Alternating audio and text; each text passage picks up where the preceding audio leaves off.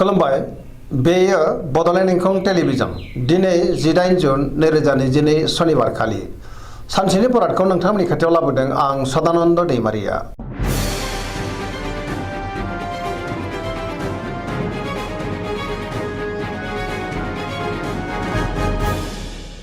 सिगां फरायनो लादों मेष राशि गिबि हांखो अ ल। दिनैनि साना मोजां आरो गाज्रिनि गेजेरजों बाबेनलांगोन। गोजोननि आंखाल जानो हागौ। गोसोआव जिंगा बांगोन। गुबुननि थाखाय नाङा फाङा जेंनायाव गोग्लैनांनोबो हागौ। गोसोखौ दिनै जोबोर गुलुं गुजुं मोनगोन। मावनो लानाय खामानिखौ मावफुंनो गोब्राब जागोन। देहाया मोजाङैनो थागोन। रांखावरियाव मोजां नाथाय अब्लाबो खरसायाबो बांगोन। बेफार फालांगियाव मोजां होनजायो। समाजाव मान मोननो हागोन। न'खराव दिनै अनलायनाय फैगोन। बहाबा बेरायनो एबा हान्थिनो खाबु मोननोबो हागौ। लाइमोनफोरा जोबोर आला खाला जागोन। फरायसाफ्रा फरायनायाव गोसो दुंखांगोन आरो मोजां फिथाइ मोननोबो हागोन।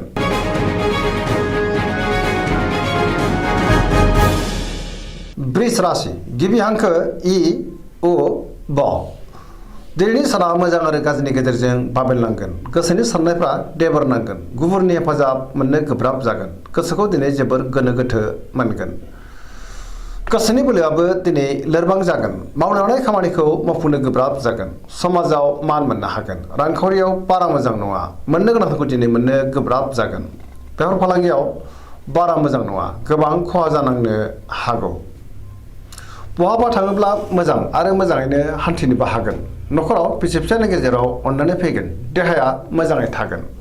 सेंग्रा सिख्लाफ्रा दिनै जिंगायाव गोग्लैनांनोबो हागौ। नाथाय अब्लाबो गोसोनि साननायखौ फोरमायलायनो हागोन। बहानिफ्रायबा हरखाबै गाज्रि खौरां मोननोबो हागौ। नेगेटिभ एनार्जिनि गोहोमबो गोग्लैनो हागौ। सांग्रां जानाया गाहाम। गोसोनि साननायफ्रा देबार नांगोन।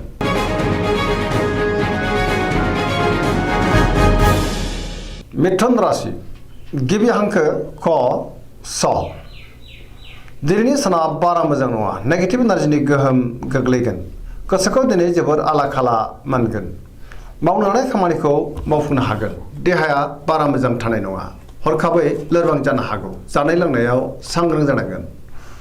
रांखावरियाव मोजां नङा। बेफार फालांगियावबो मोजां नङा। गोबां खहा जानांनो हागौ। न'खराव दिनै एना एनि फैनोबो हागौ। गोसोनि साननायफ्रा गोरोबाबो जानो हागौ। समाजाव मान मोननो हागोन। गुबुननि हेफाजाबखौ मोनगोन। बहाबा थांनो एबा हान्थिनो खाबु मोनगोन। गोसोनि बोलोआ लोरबां जागोन। गियाननि आंखाल जानो हागौ। लाइमोनफोरनि गोसोआ दिनै जोबोर आला खाला जागोन। नेगेटिभ एनार्जिनि गोहोम गोग्लैनो हागौ।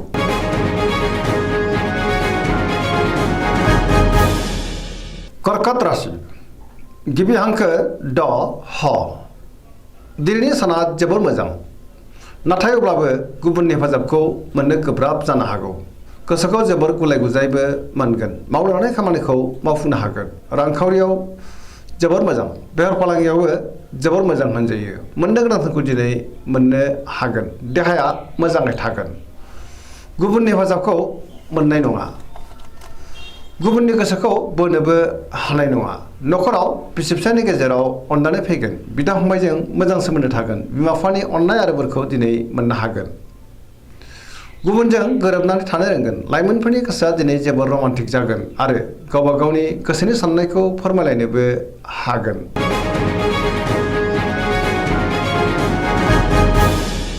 सिंह राशि गिबि हांखो म थ। दिनैनि साना जोबोर मोजां। समाजाव लोगो लेवा बांगोन। बयजोंबो अनजागोन आरो मोजां मोनजागोन। गोसोखौ दिनै जोबोर गोजोननाय मोनगोन। सोरबा आगुनि लोगोजों बहाबा लोगो मोनलायनानै बांसिन गोजोननाय मोनगोन। मावनो लानाय खामानिखौ थि समावनो आरो गोरलैयैनो मावफुंनोबो हागोन। गोसोआबो दिनै जोबोर रमान्टिक जागोन। रांखावरियाव जोबोर मोजां होनजायो। गोबां धोन आरजिनो हागोन। अदेबानि खरसायाबो बांगोन। बेफार फालांगियाव जोबोर मोजां। न'खराव दिनै गोजोनै थानो हागोन। गोसोनि बोलोआबो बांगोन। समाजावबो मान मोनगोन। गुबुननि गोसोखौ बोनो हागोन। सेंग्रा सिख्लाफोरनि गोसोआ दिनै जोबोर रमान्टिक जागोन आरो गावबा गावनि गोसोनि साननायफोरखौबो फोरमायलायनोबो हागोन। फरायसाफ्रा दिनै फरायनायाव गोसो दुंखांगोन आरो मोजां फिथाइ मोननोबो हागोन।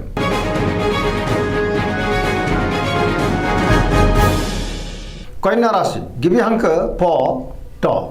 दिनैनि साना बारा मोजां नङा सोरनिबा थाखाय गोबां रोखोमनि जेंनायाव गोग्लैनांनो हागौ गोसोआव गोनो गोथो साननाय फैगोन रांखावरियाव मोजां बेफार फालांगियावबो मोजां होनजायो सोरबा गोदान सुबुंजों बहाबा लोगो मोनज्लायनो हागौ न'खराव अनलायनाय फैगोन फरायसाफ्रा फरायनायाव गोसो दुंखांगोन सेंग्रा सिख्लाफ्रा दिनै जोबोर रमान्टिक जागोन आरो गावबा गावनि गोसोनि साननायखौ फोरमायलायनोबो हागोन समाजाव मान मोनगोन देहायाबो मोजाङै थागोन गोसोनि बोलोआ नाथाय लोरबां जागोन गोसोनि साननायफ्रा देबर नांनोबो हागौ गोसोखौ दिनै जोबोर उसुखुथु मोनगोन नेगेटिभ एनार्जिनि गोहोमबो गोग्लैनो हागौ सांग्रां जानांगोन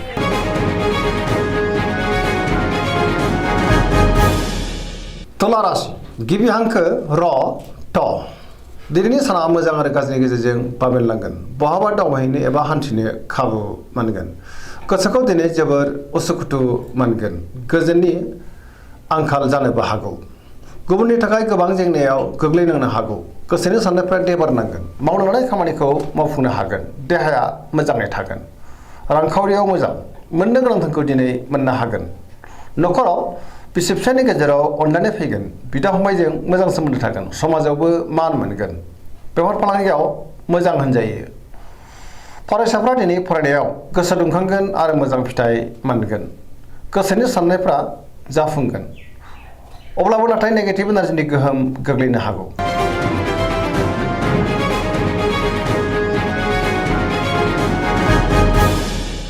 वृश्चिक राशि गिबि हांखो न स दिनैनि साना जोबोर मोजां गोसोनि बोलोआ बांगोन गोजोनै थानो हागोन लोगोफोरनि हेफाजाबखौबो मोननो हागोन सोरबा लोगोजों बाख्नाय जानोबो हागौ गोसोआव गोग्गो आरो गोथों साननाय फैगोन मावनो लानाय खामानिखौ थि समावनो मावफुंनो हागोन गोसोनि बोलोआबो बांगोन समाजाव दिनै गोबां मान मोननो हागोन न'खराव अनलायनाय फैगोन रांखावरियाव जोबोर मोजां बेफार फालांगियावबो जोबोर मोजां मोननो गोनांखौबो दिनै मोननो हागोन देहाया मोजाङै थागोन गुबुननि थाखाय मोजां खामानि मावनानै होनोबो हागोन फरायसाफ्रा दिनै फरायनायाव गोसो दुंखांगोन आरो मोजां फिथाइ मोनगोन लाइमोनफोरा जोबोर रमान्टिक जागोन आरो गावबा गावनि गोसोनि साननायखौ फोरमायलायनोबो हागोन पजिटिभ एनार्जिनि गोहोमबो गोग्लैगोन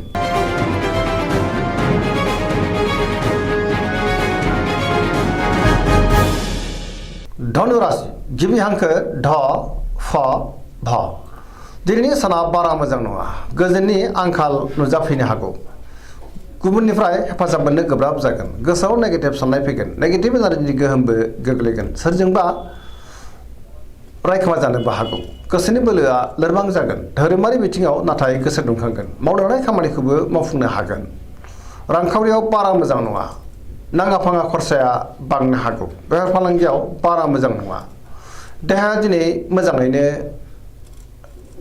थागोन अब्लाबो नाथाय जानाय लोंनायाव सांग्रां जानांगोन न'खराव अनलायनाय फैगोन बिमा बिफानि अननाय आरो बोरखौ दिनै मोननो हागोन गुबुना गाज्रि नोजोर होखोमानो हागौ लाइमोनफोरनि गोसोआ दिनै जोबोर आला खाला जागोन फरायसाफ्रा दिनै फरायनायाव गोसो दुंखांगोन आरो मोजां फिथाइ मोनगोन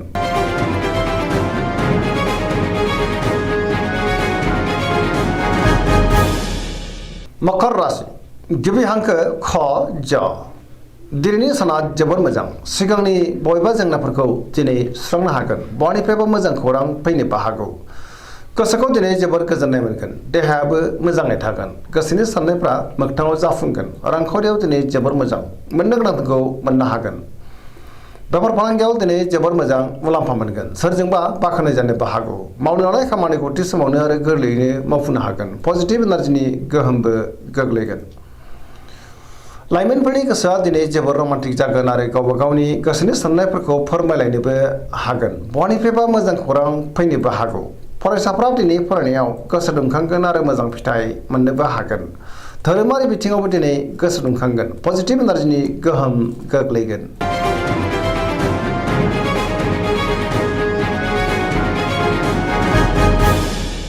कुम्भ राशि गिबि हांखो ग स दिनैनि साना जोबोर मोजां गोसोनि बोलोआ बांगोन गोसोखौ दिनै जोबोर गोजोननाय मोनगोन मावनो लानाय खामानिखौ थि समावनो आरो गोरलैयैनो मावफुंनोबो हागोन बहानिफ्रायबा हरखाबै मोजां खौरां फैनोबो हागौ समाजावबो गोबां मान मोनगोन रांखावरियाव दिनै जोबोर मोजां गोबां धोन आरजिनोबो हागोन आरो मोननोबो हागोन बेफार फालांगियाव मोजां होनजायो देहाया दिनै मोजाङैनो थागोन न'खराव बिसि फिसायनि गेजेराव अनलायनाय फैगोन, बिदा फंबायजों मोजां सोमोन्दो थागोन, गुबुननि थाखाय गोबां मोजां खामानि मावनानै होनोबो हागोन, गोसोनि साननायफ्राबो दिनै मोगथाङाव जाफुंगोन, सेंग्रा सिख्लाफ्रा जोबोर रमान्टिक जागोन आरो गोसोनि साननायखौ फोरमायलायनोबो हागोन।